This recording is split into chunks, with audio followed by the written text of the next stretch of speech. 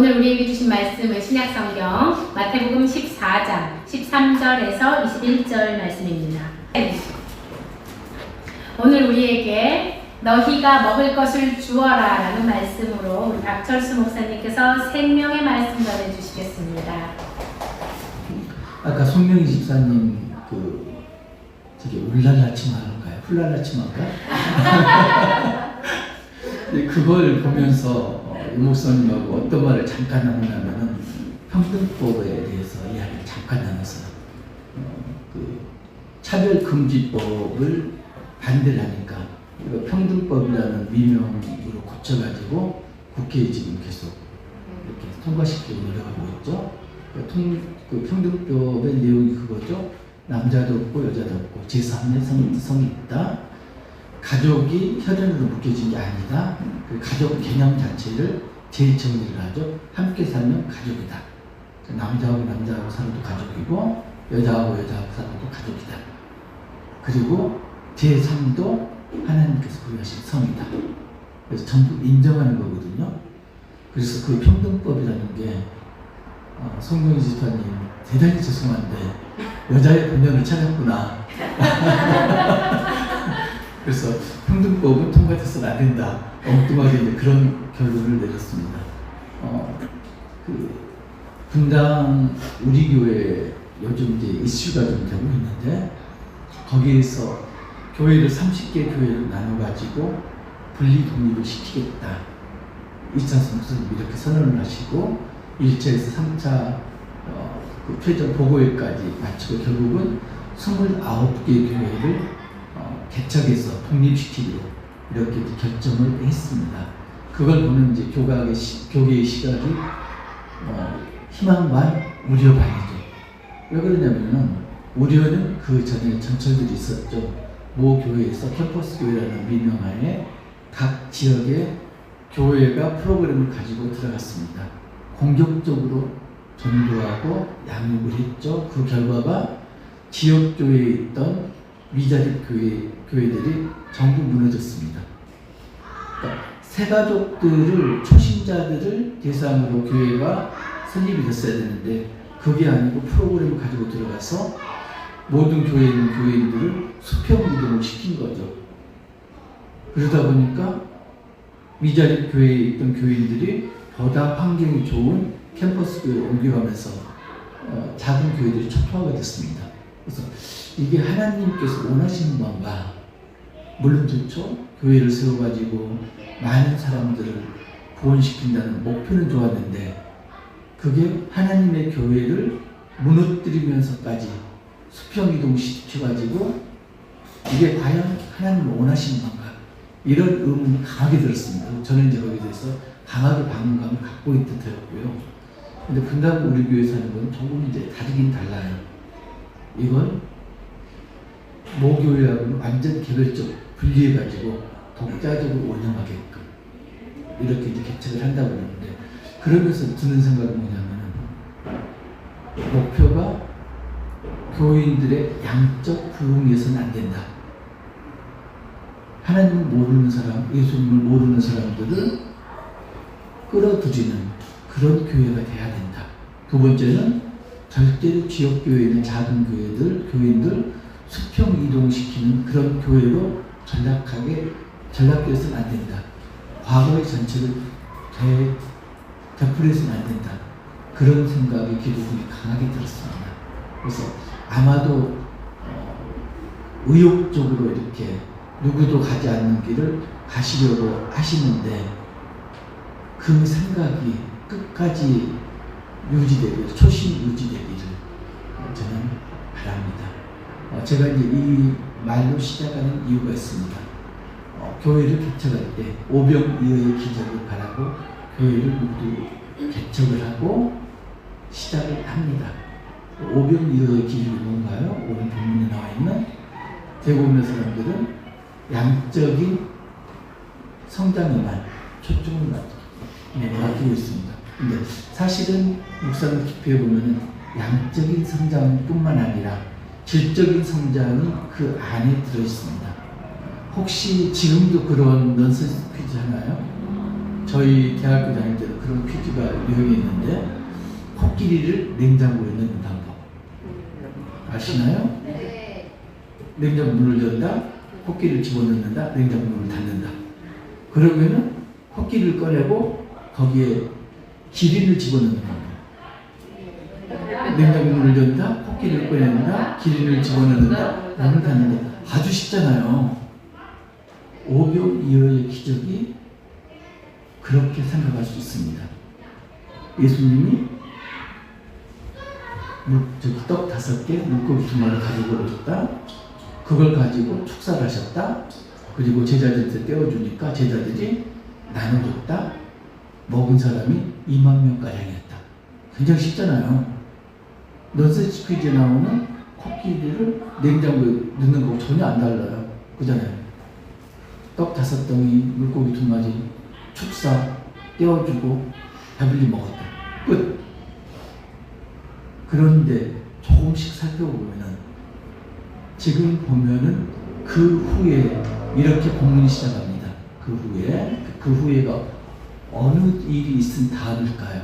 마태복음 보면 12절에 요한의 제자들이 요한을 장사 지내고 그 일을 예수님께 아뢰니라 이렇게 되어 있거든요. 그래서 요한의 장례 후에 이건 분명한데 다른 복음서들을 보면은 조금 다르게 되어 있습니다.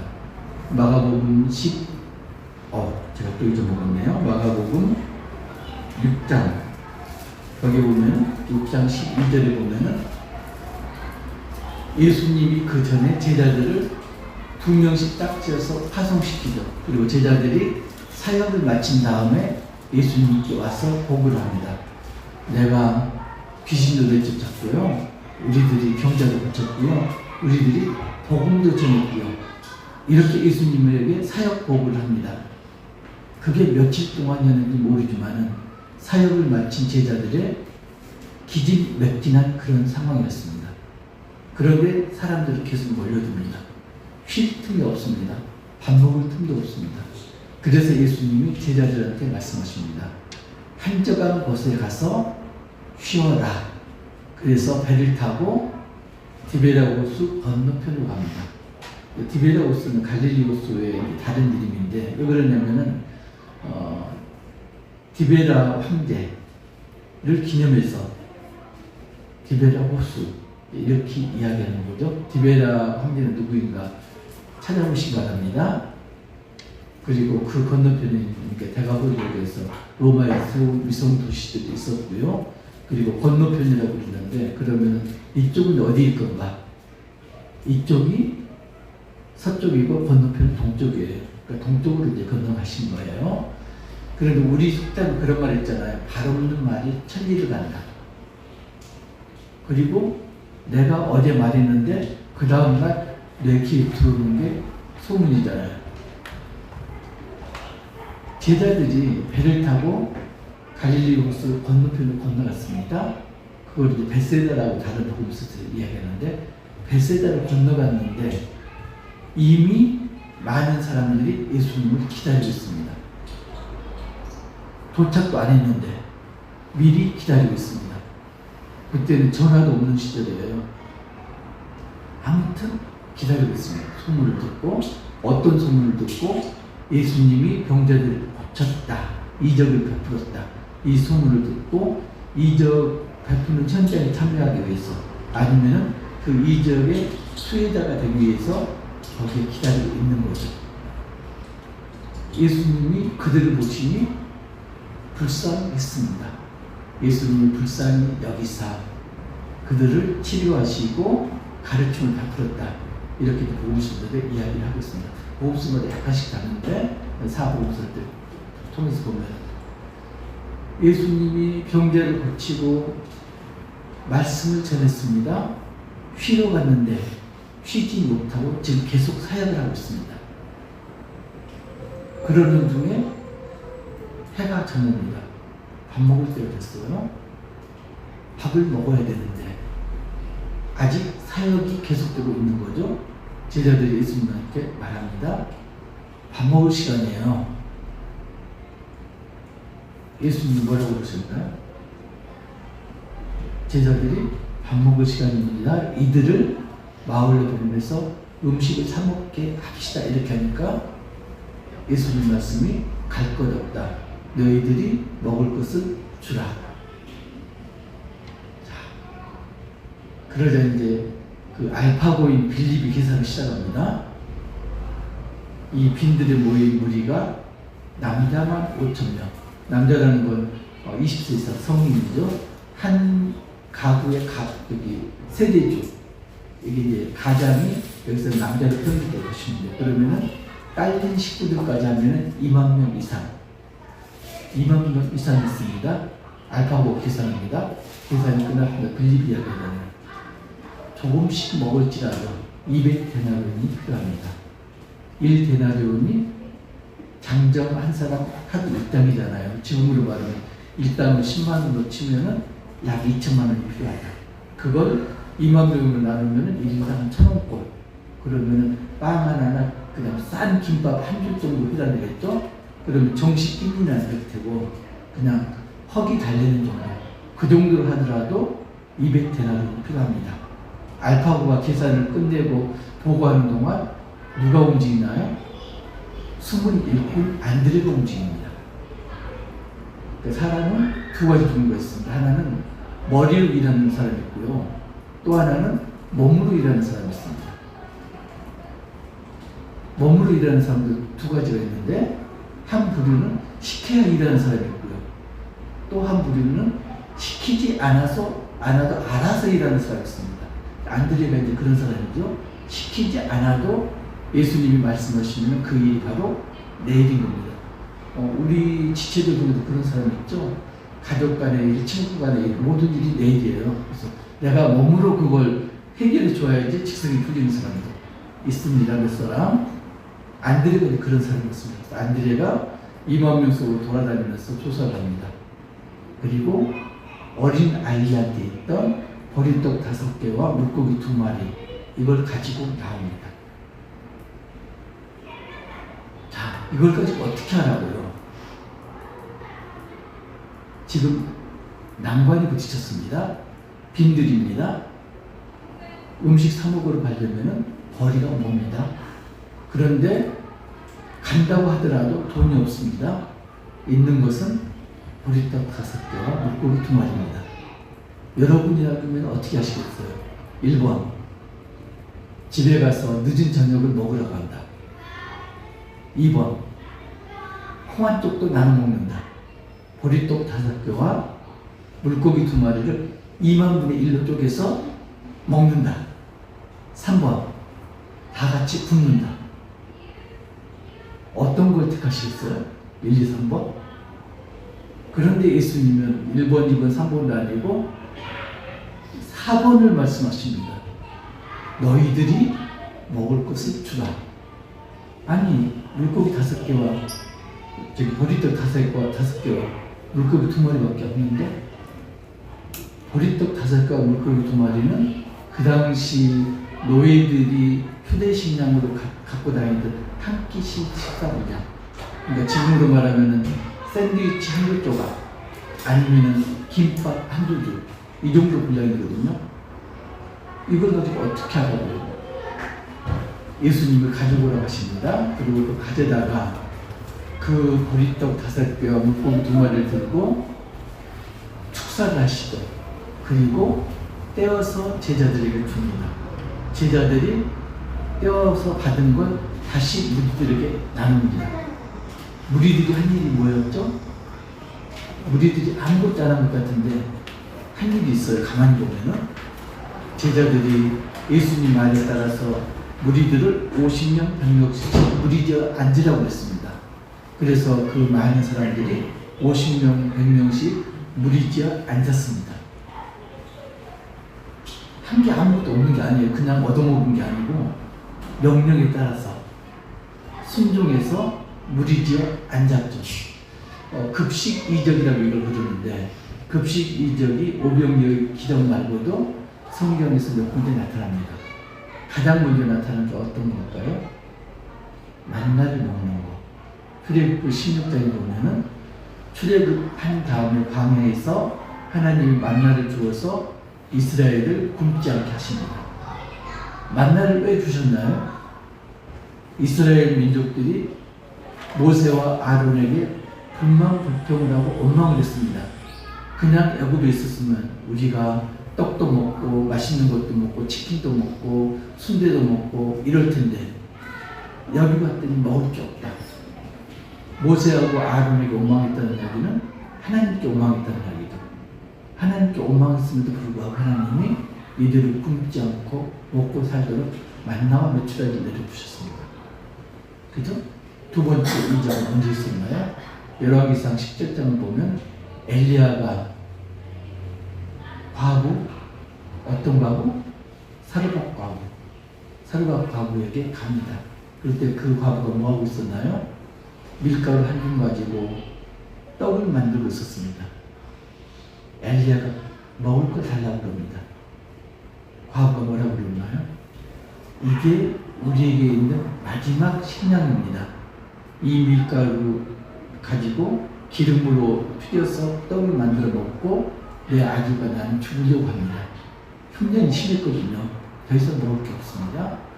그러면서도 하나님의 사람인 엘리야에게 음식을 대접합니다. 나 같으면 못 먹을 것 같아요. 근데 엘리야가 믿음도 좋죠? 그걸 먹고 그리고 어떻게 하나요? 밀가루하고 기름이 흉년이 끝날 때까지 떨어지지 않도록 이적을 베풉니다. 엘리야 제사 엘리사 때도 이적이 일어나죠. 어떤 이적인가요? 생도의 부인, 그러니까 생도가 죽었습니다. 선지자 생도. 선지자 생도라는 건 지금으로 말하면 신학대학이나 신학대학원 전도사 죽었습니다. 부인하고 아이들이 남아있습니다. 뭘 먹고 살죠? 먹을 게 없습니다. 그때 엘리사가 갔습니다. 있는 걸 가져오라. 아무것도 없습니다. 뭐가 있나요? 기름을 담았던 그릇 하나. 이게 있습니다. 그러자 엘리사가 집안에 있는 모든 그릇들을 가져오라. 마을에 가서 그릇들을 모두 가져오라. 그릇을 명령에 순종해서 그릇을 가져옵니다. 그러자 그릇 기름이 담깁니다. 그 기름을 팔아서 먹고 살게 이렇게 됩니다. 엘리사가 또 이적을 일으킵니다.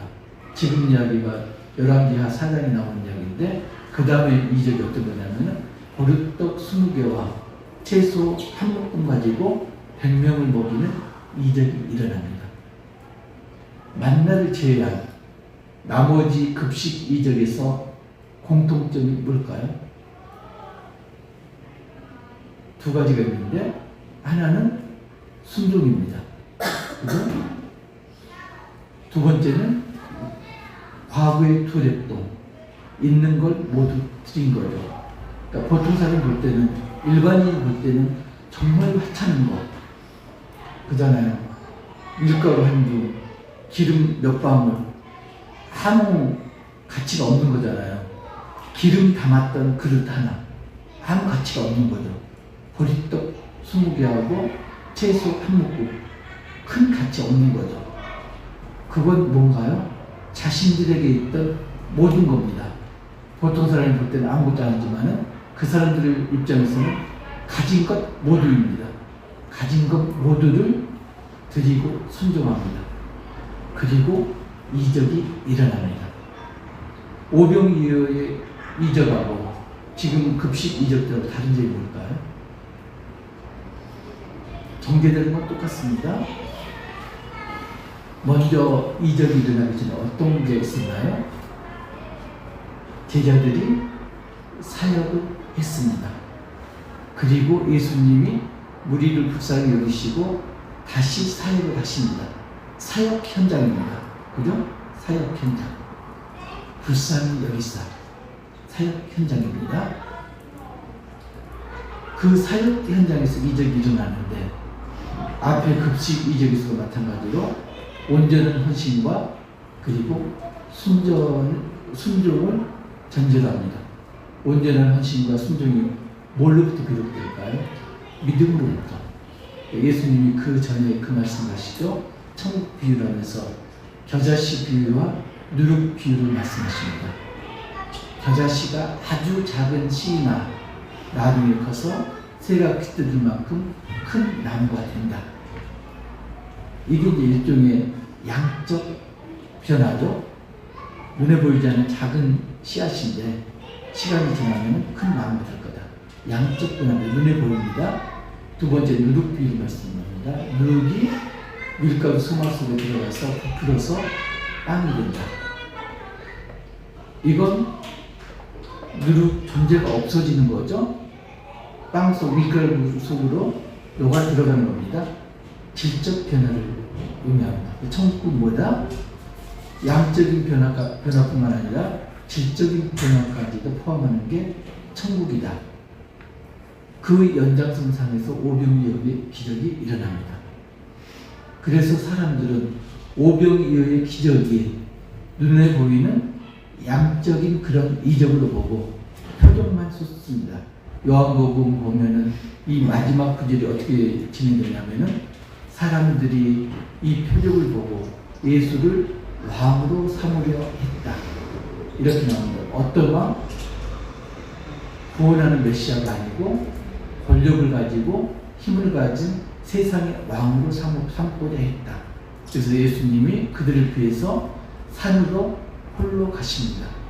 그리고 그 다음에 보면 어떤 게 나오냐면은 사람들이 실망해서 떠납니다. 자기들이 이적을 보고 왕으로 삼으려고 했는데 응하지 않자 사람들이 떠납니다.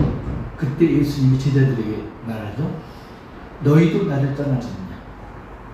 그러니까 그 말씀은 그때까지도 제자들이 질적인 변화는 보지 못하고 양적인 변화만 보고 있던 그런 상태였다. 이걸 이제 나타내 주는 거죠. 그런데 예수님이 지금 하는 게 2절 그렇습니다.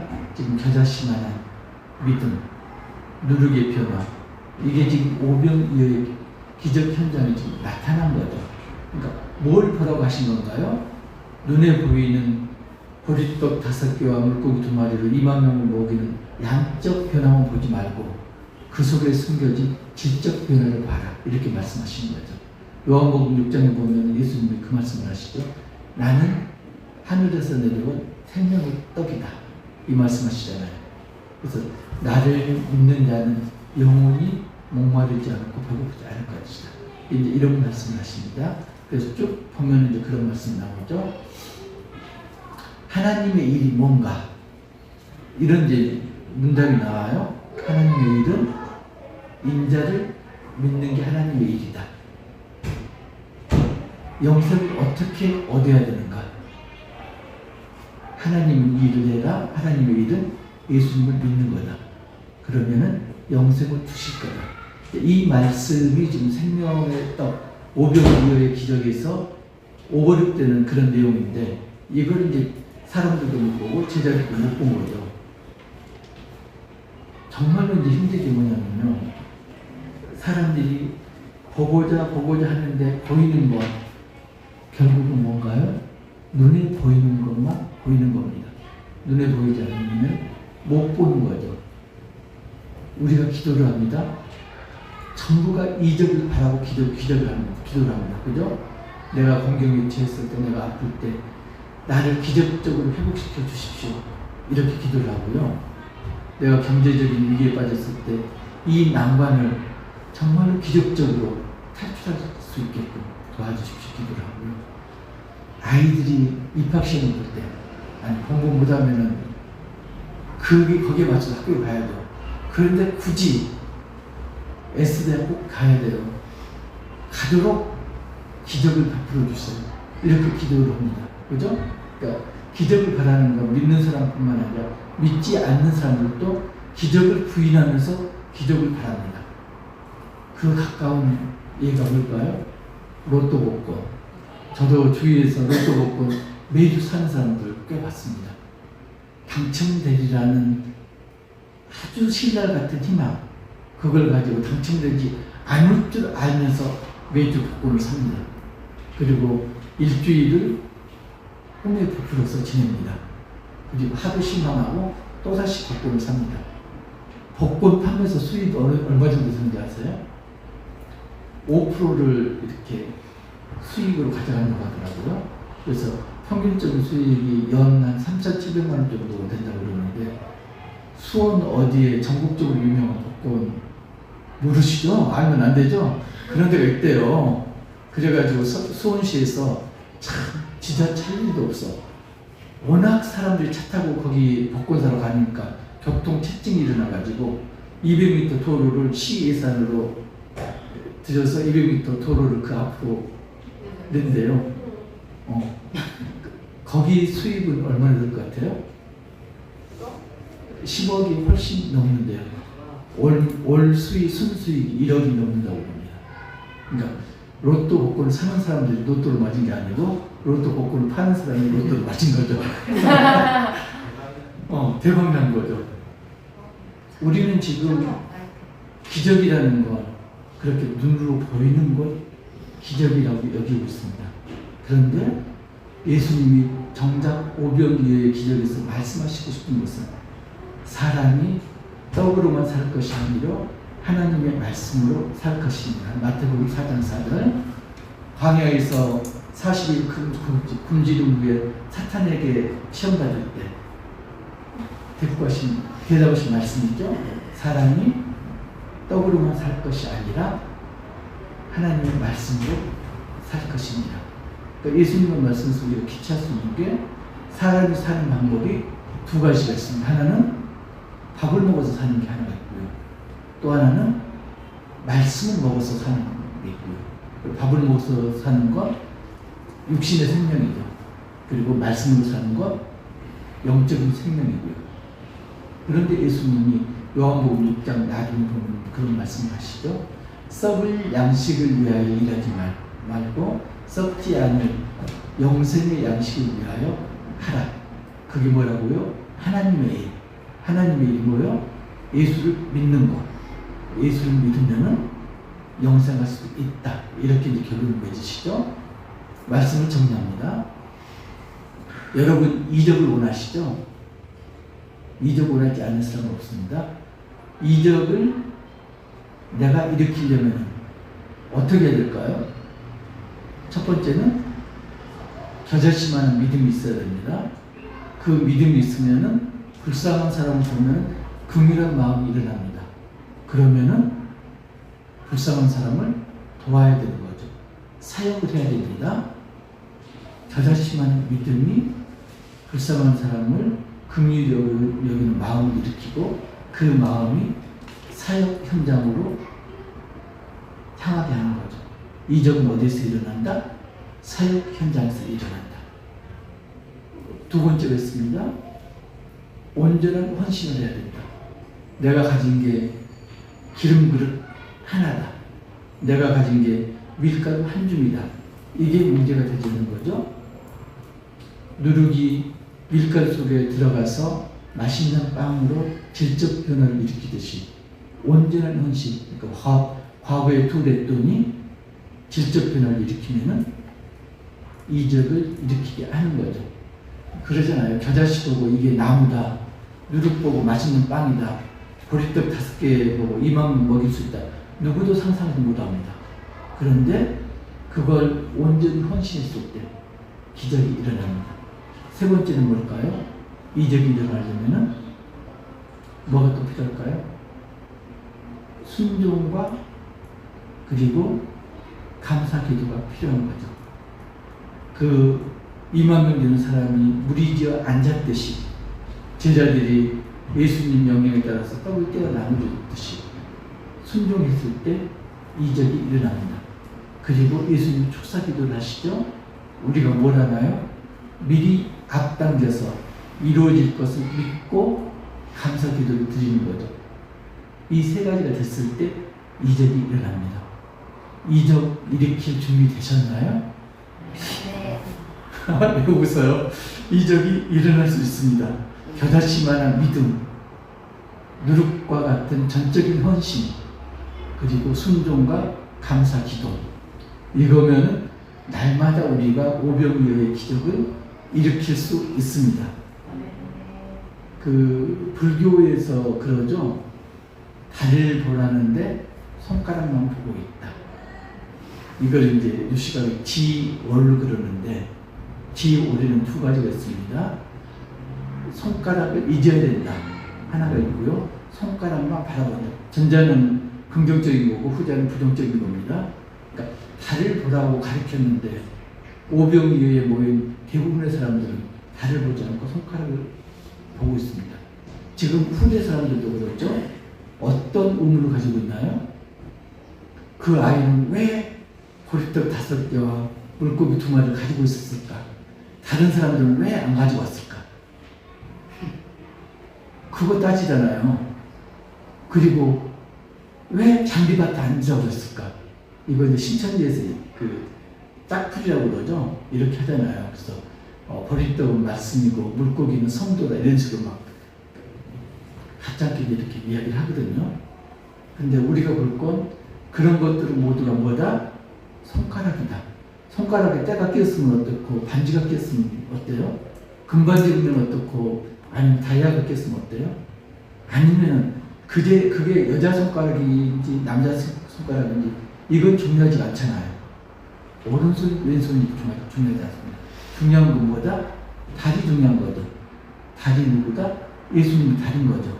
그러니까 오병이어에서 교회에서 기적에서 우리가 봐야 되는 거. 그 양적인 성장, 양적인 변화, 보리떡 5개가 그걸로 2만 명을 모으겠다. 그게 아니고 달에 해당되는 예수님만이 만나와 같이 배고픔을 달래줄 뿐만 아니라 영적인 생명을 주시는 분이다.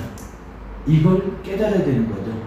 우리가 놓치고 있었던 게 손가락만 받고 달인 예수님을 놓치고 있었던 거죠. 오병이어의 기적이 날마다 일어나는 우리 손잡고 가는 교회 가족 되시기를 주님의 이름으로 축복